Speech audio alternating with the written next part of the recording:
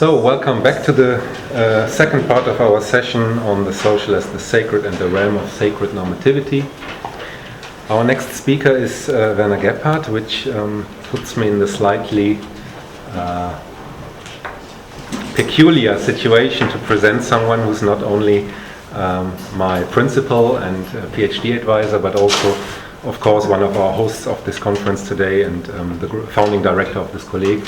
And of course, you all know him well anyway, but let me just mention a few points. He's a sociologist and a legal scholar by training. He has been appointed a professor of sociology at the University of Bonn in 1992. And he was inter alia visiting professor at the universities of Moscow, Paris, Washington University in St. Louis, Herzliya, Israel, and so forth.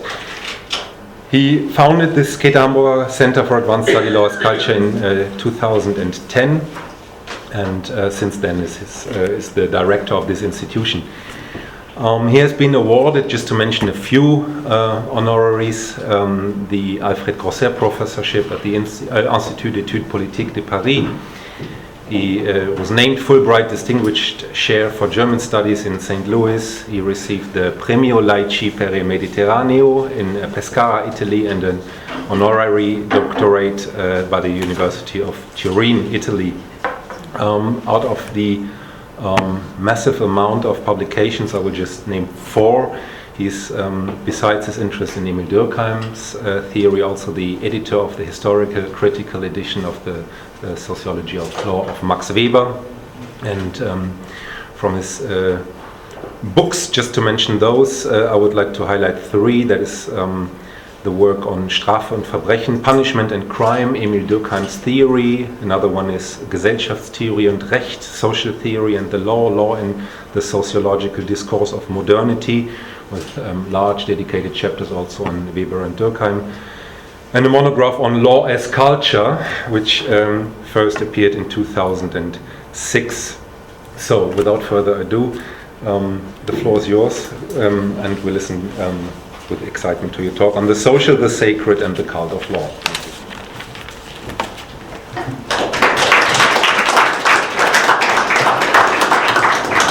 Thank you very much. I would like really to make acquaintance of this person that you described one day so kindly.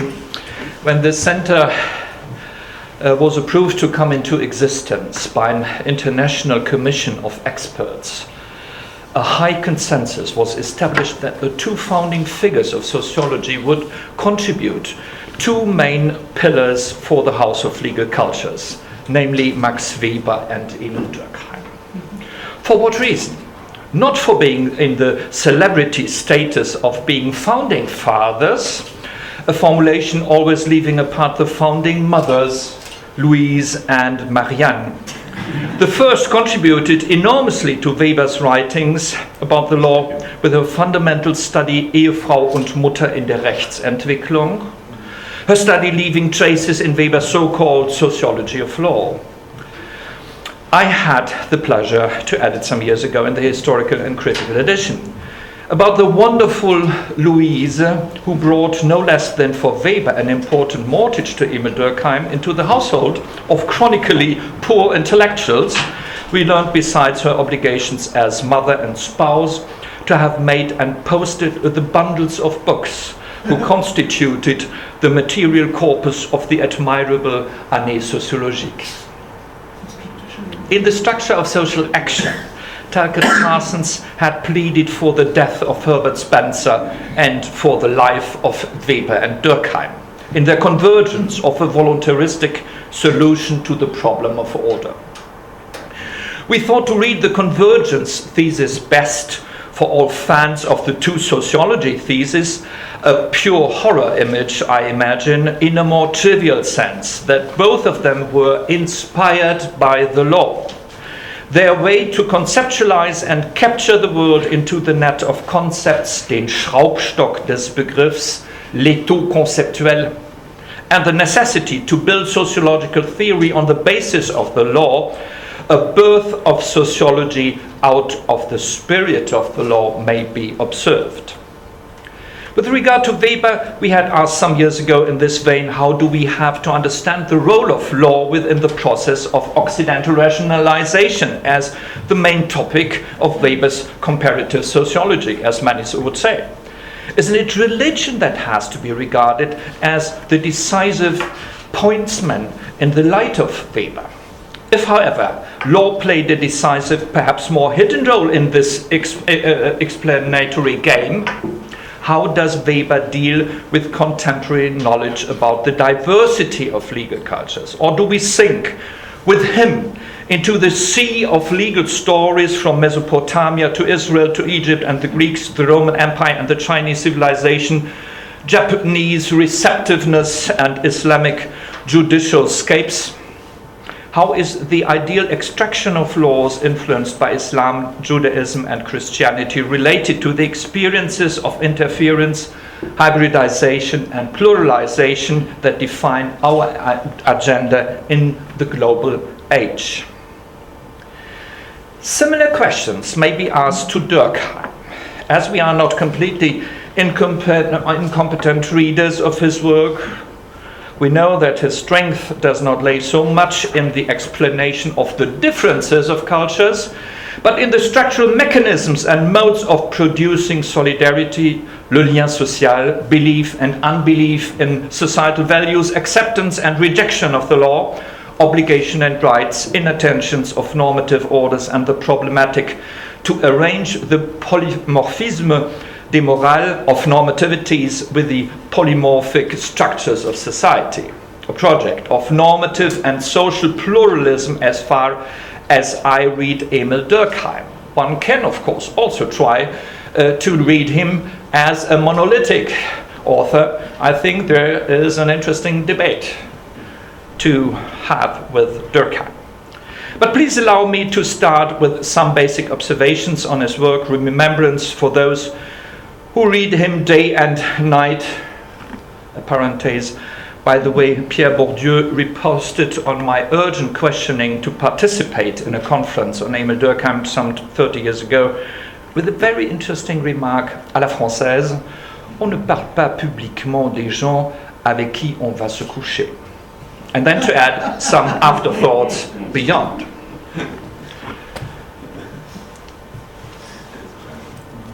It appears to be a coincidence within the history of sociology, albeit one of far-reaching importance, that Émile Durkheim's unusual academic success began in the Faculté des Lettres and not the Faculté de Droit in Bordeaux. In the opening lecture for the Cours de Sciences Sociales, Durkheim recalls the dispute over the correct placement of the lecture. Quand ce cours a été créé, on s'est demandé si sa place n'était pas plutôt à l'école du droit. Durkheim remarks that the question of venue should ultimately play no role. However, he interprets the dispute as an expression of the changed understanding of legal education. Mais ce que prouve ce scrupule, c'est que les meilleurs esprits reconnaissent aujourd'hui qu'il est nécessaire pour l'étudiant en droit de ne pas s'enfermer dans des études de pure exégèse. C'est ce qu'il dit. Laissez-moi voir, c'est dans le cours de sciences sociales. It's more than 100 years ago. And interpretation conceived of as uncovering the legislative will appears to Durkheim as a dangerous mystification of the law. C'est dans les entrailles même de la société que le droit s'élabore, et le législateur ne fait que consacrer un travail qui s'est fait sans lui. At the source of law stands society and not the legislator. Law emerges from social needs and condenses into a form of social life. Il faut donc apprendre à l'étudiant comment le droit se forme sous la pression des besoins sociaux. Comment il se fixe peu à peu, par quel degré de cristallisation il passe successivement, comment il se transforme. The task of a social science understanding of law, he continues, lies in the development of the institutional history of family, property and contract. Only then, so Durkheim, does legal formalism lose its oracle-like character. Its reach does not come from the dark sources of legislative will, but from, so this kind of narrative, but from the nature of reality itself. The brief passage already formulates a program for sociology of law in 1887 that is intended to address particularly legal scholars and practitioners without taking the object from their hands and fully cognizing of the independence of sociological insight. It is quite interesting to compare this passage from 1887 with a statement on legal education more than 20 years later. At this point too, the formalism of legal education had not been overcome. Instead of sociological investigation of law, Durkheim now recommends a rather traditional discipline, historical sciences. Even though he considers it properly the role of sociology to take up this task, Durkheim, writing at a time in which sociology had already been widely academically recognized, in France at least, he is self-confident enough to concede, malheureusement, la sociologie n'est pas encore assez avancée pour prendre une telle place dans l'enseignement. And this is important, I think, for Nina Dethoff, who wants to bring more sociological foundation, not fundamentalism, to the faculty of law. We are a little bit more advanced meanwhile. However, legal history is important for him. For instance, the study of Roman law is recommended in order to impart the insights deemed necessary for young students of law, qu'on montre aux jeunes gens comment les institutions juridiques tiennent à des conditions sociales, varient avec ces conditions, sont solidaires des autres institutions politiques, économiques, des idées morales, comment elles tiennent à la structure même des sociétés. In Durkheim's sociological perspective on law lies between these poles of organic growth of law, linkage to political, moral, and economical phenomena, as well as the conception of law as structure of social life. In French, it's much more beautiful. C'est les structures structurantes de la vie sociale. This is pure structuralism. Yet as much as Durkheim insists on the helpfulness of sociology for jurisprudence for a variety of reasons, he does not seem to perceive the influence of legal thought on the development of his own form of sociological thought. I didn't find any kind of indication about that. Unlike Marx or also Weber, Durkheim arrived at sociology coming from philosophy. He was not granted a chair in Bordeaux due to a new philosophy of the social, however, but due to an intellectual traveler report on Sciences positives de la morale in Allemagne. We heard about this in the morning. Closer study of this report reveals that it is the influence of the cameral scholars clustered around famous economists, Wagner, Schmoller and Scheffler, but also outstanding authors from the normative disciplines, notably including Rudolf von Jhering, we discussed this morning, Wilhelm Wundt, and also we had a hint to German legal ethnologist Alfred Post that shaped Durkheim's thought, and very interesting figure. I could find one day a dedication written by Émile Durkheim to Alfred Post, but not more than this. I was close to a great discovery, but sometimes in the archives we are more close than really find the key to explain everything. But it was important Alfred Post for him. The legal influence on Durkheim's thought is thus transferred in a double sense. Firstly, through the German tradition of legal scholarship and not directly through the French.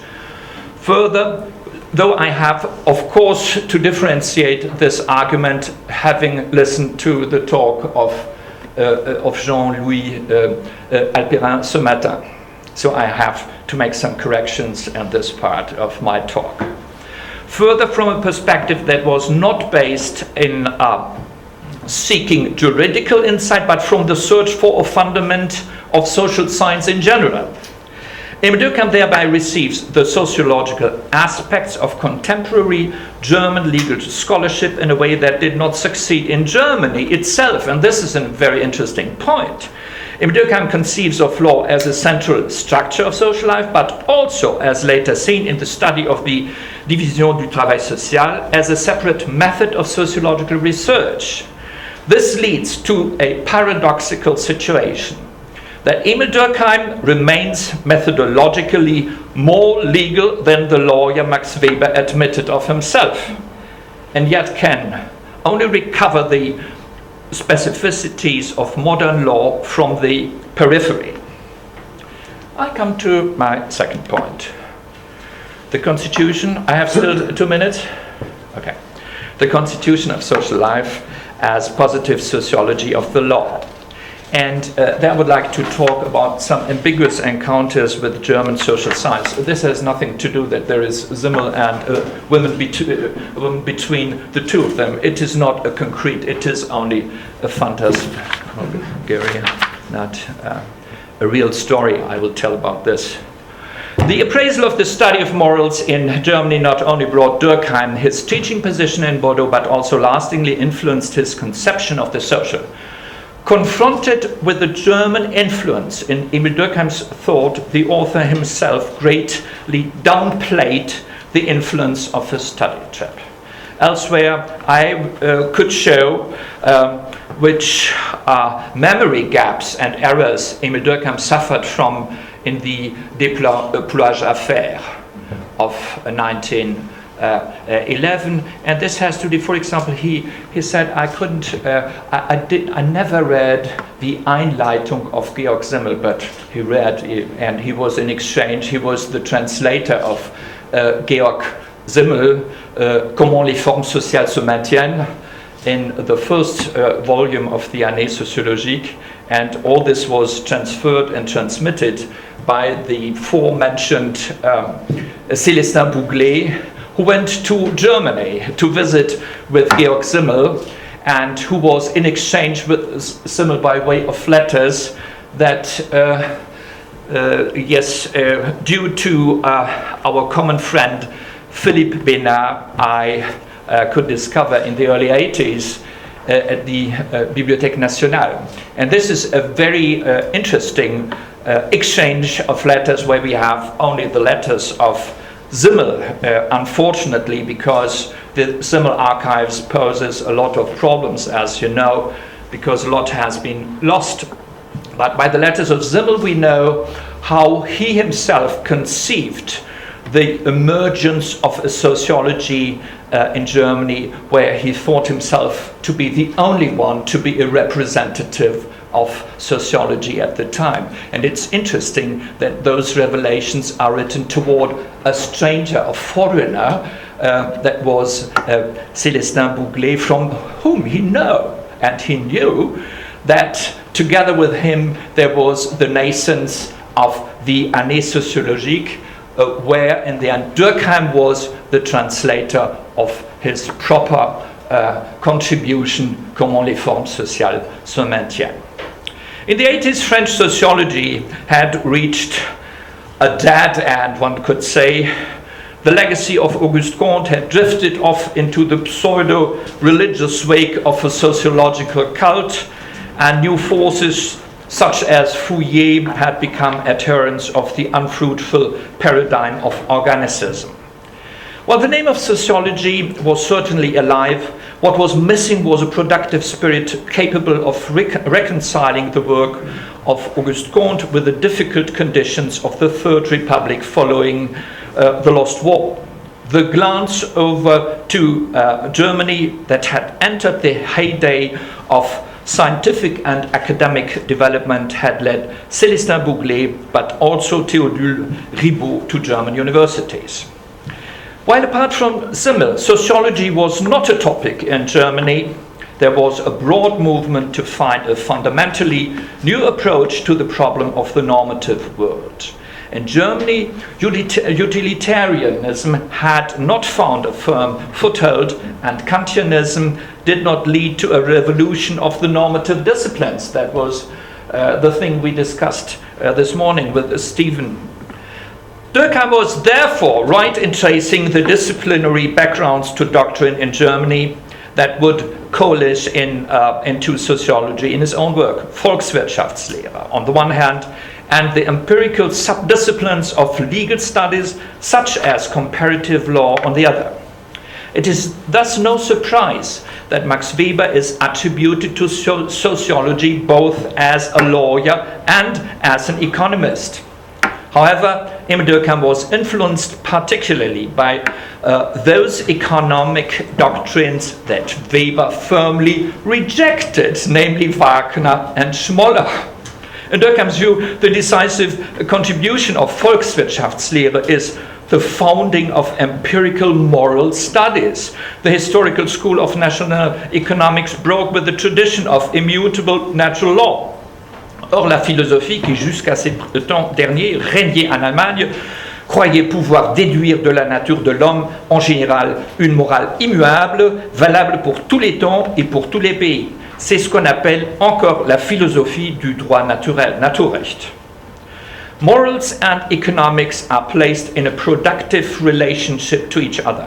Political economics cannot be reduced to a utilitarian theory of benefits, not even in the moral sense, and morals can likewise not be reduced to ethics. The notion of interpenetration can be applied particularly well to Durkheim's period, and this time, albeit as the result of an appraisal of the school of national economy rejected by Weber on the other side. But how is the connection between morals and economics established? So this would be a discussion with Wagner and Schmoller, and I just concentrate myself on one quotation that seems to be rather important when he says « Ce qui appartient en propre à la morale, c'est cette forme de l'obligation qui vient s'attacher à certaines manières d'agir et les marquer de son empreinte. » In this formula, once again, there is the question, how out of the habits is raising something that Tocqueville was calling les habitudes de cœur, that have a more obligatory power, and the source of this empowerment with deontic forces is not very clear.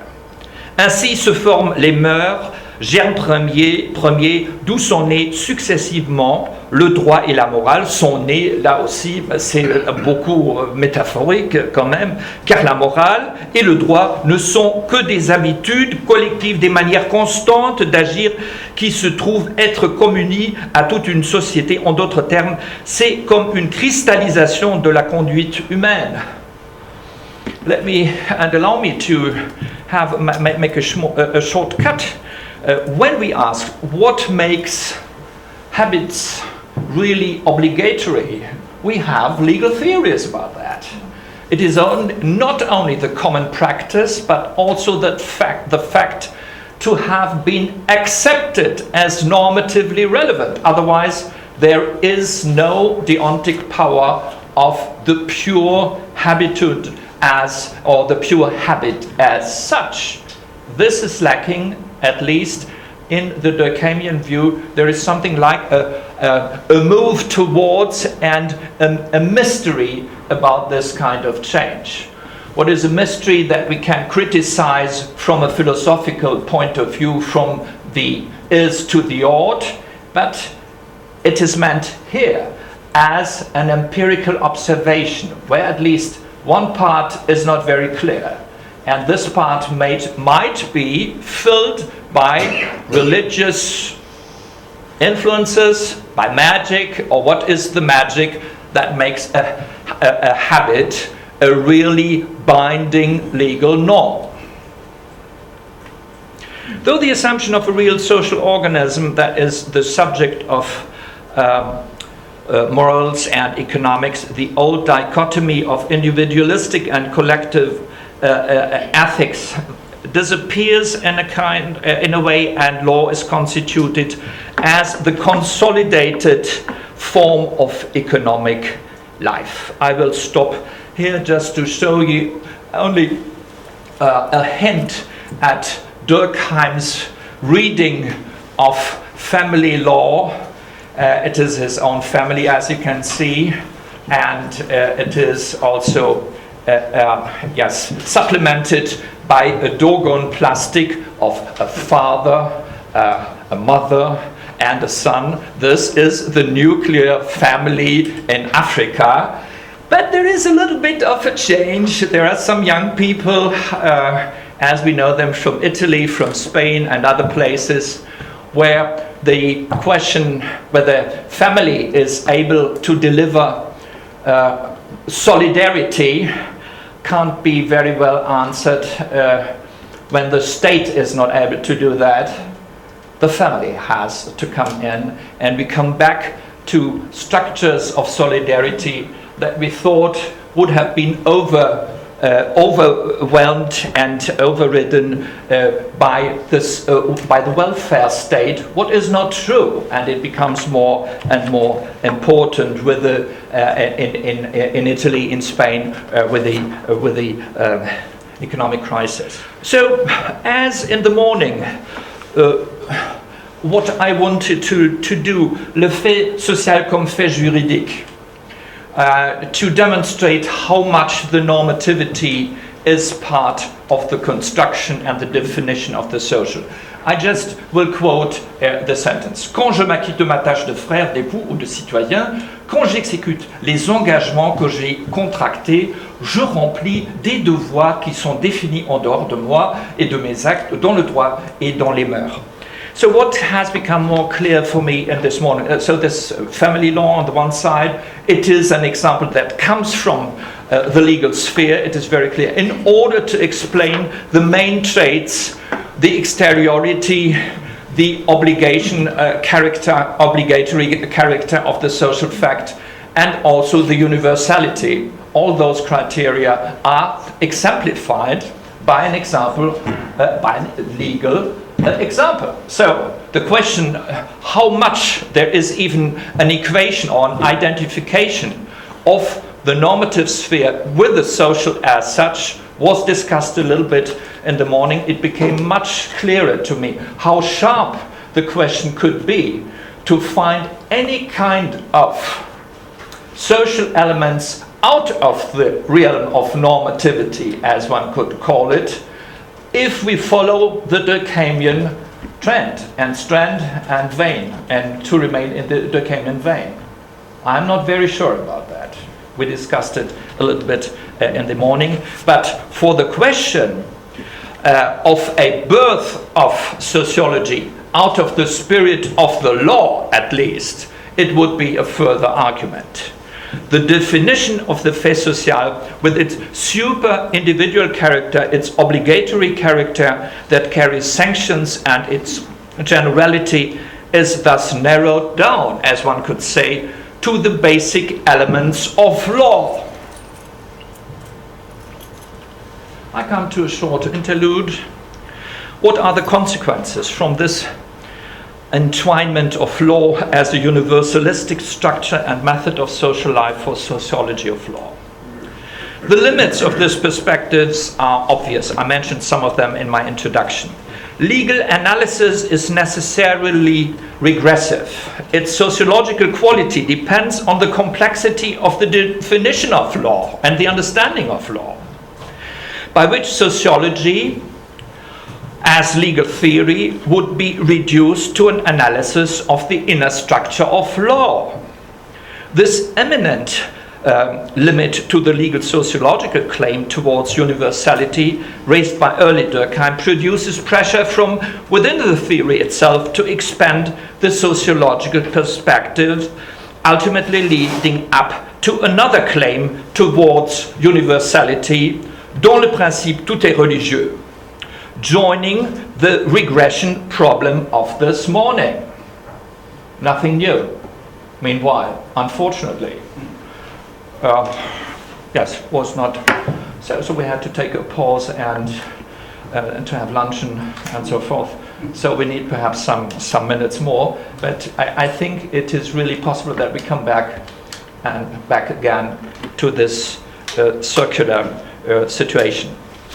So at least some comments on religion as a method and object and an inspiration of sociology.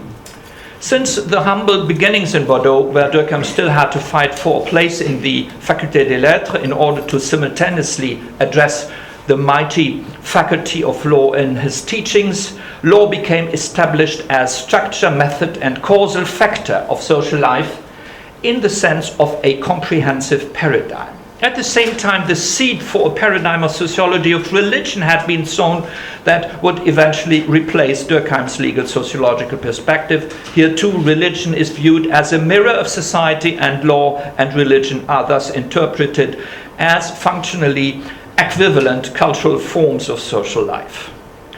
Despite the conceptual overlaps, Durkheim's approach of an enlightenment of law from the perspective of sociology of religion implies it must be considered particularly fruitful in how it allows for the structures of social life to be illuminated beyond the effect of distorting or disenchanting a daily phenomenon, what we could discuss in the morning with Laurent de Sutter. Durkheim's intent was to achieve objective insight, particularly where it is guided by rules. To derive the approach of this normativistic construction of social reality from his experience with the Sciences positives de la morale in Allemagne, however, would be too simplistic, as one would have to ask why this form of Durkheimian sociology did not develop particularly in Germany. Durkheim's conception of a closed and comprehensive normative system, unquestionably taken to be free from any lacunae, cannot deny a typical influence through the society to which Durkheim was connected. It is French society, influenced by the values of the revolution, that produced the Napoleonic codifications.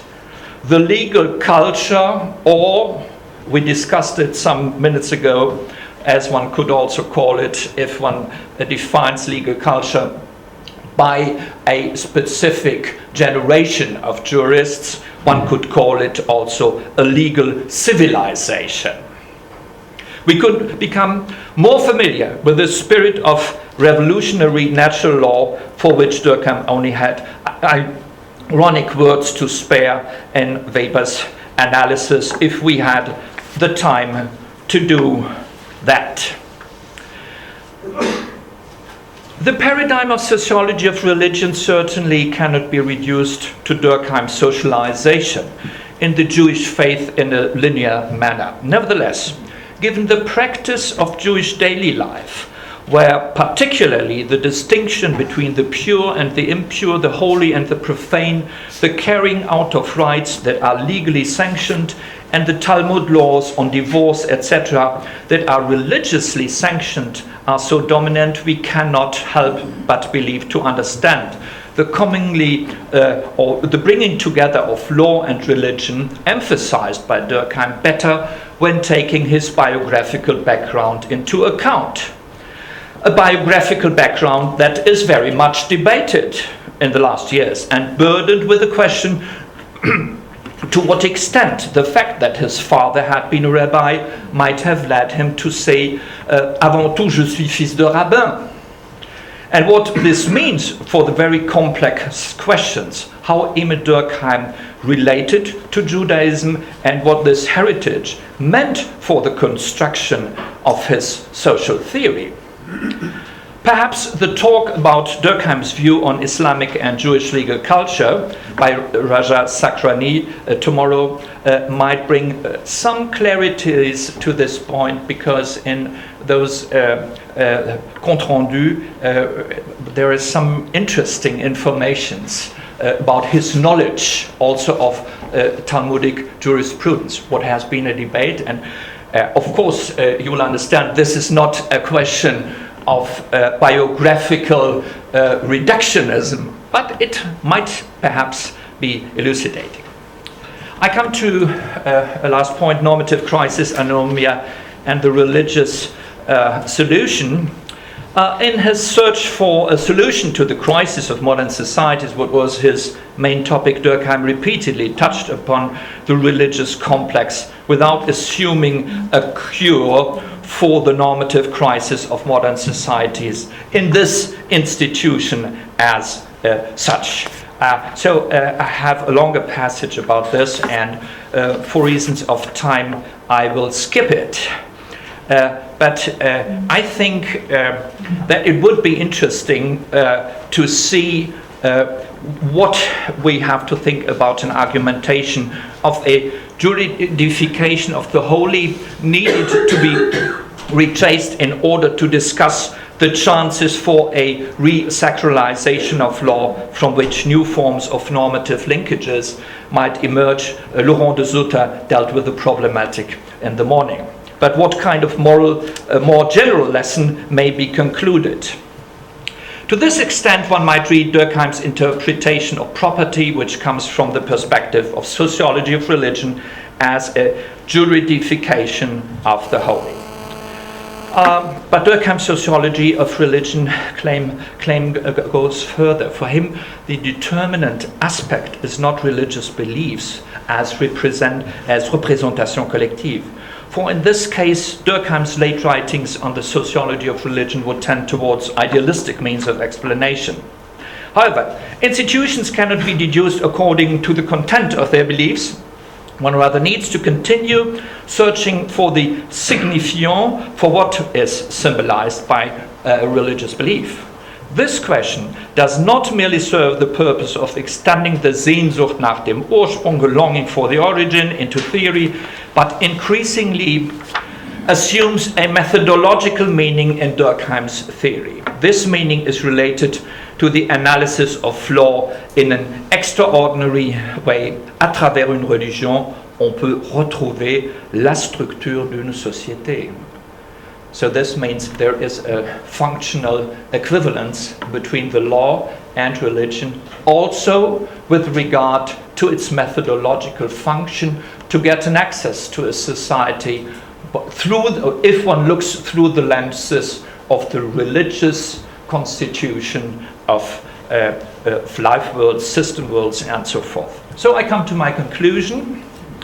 How can we jump out of the vicious circle we have discussed this morning so intensively of defining the social by way of the law, to differentiate the inner structure of the law through categories of religion, and to explain the religious phenomenon by its primary social function in order to transcend the poverty of singular existence by representing a force that infinitely transgresses the monadic existence of an isolated itself.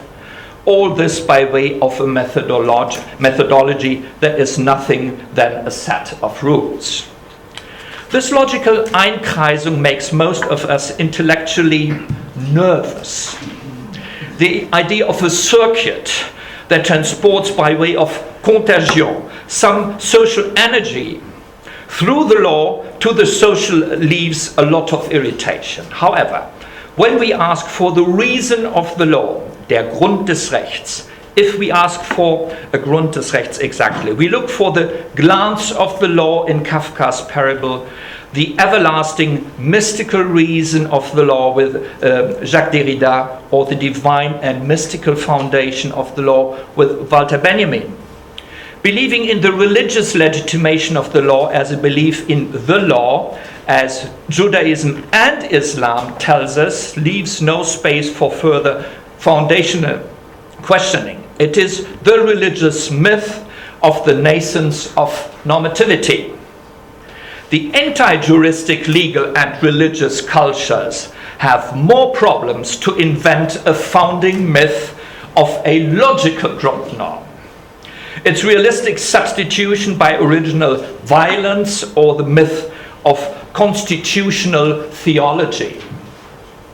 We can't escape it. That is my experience. But if we deliver ourselves to a civil religion to be blindly chosen for functional reasons as Jean-Jacques Rousseau had proposed to continue with Durkheim and Robert and Bella, the danger is clear that no criterion could measure the distance from justice to injustice, from right to wrong. Disenchantment is Weber's sometimes cynical answer. The moralist Durkheim remained full of hope when he exclaimed in prophetic language in the final chapter of the Formes élémentaires de la vie religieuse, un jour viendra où nos sociétés connaîtront à nouveau des heures d'effervescence créatrices au cours desquelles de nouveaux idéaux surgiront, de nouvelles formules se dégageront qui survivront pendant un temps de guide à l'humanité. This hope for a mass movement would come to fruition quicker and in a much more terrible way than Durkheim could imagine 2 years before the outbreak of the war, the First, the Great.